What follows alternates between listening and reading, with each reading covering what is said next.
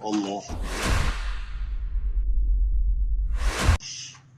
الله يتقبل منا، الله يتقبل منا. وحش روح الله سيد من يفجر شيلي. بسم الله الله أكبر.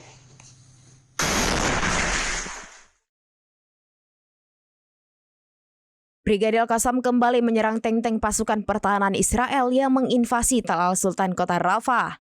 Detik-detik penyerangan tersebut diunggah sayap militer Hamas itu di telegramnya pada Jumat 9 Agustus 2024.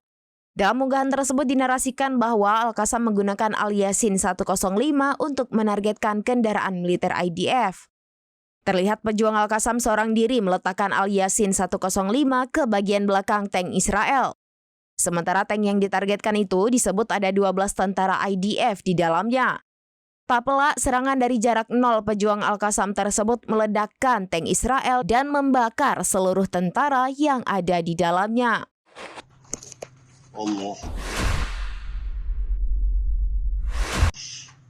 الله يتقبل منا، الله يتقبل منا. وحش روح الله سيد من يفجر شيلي.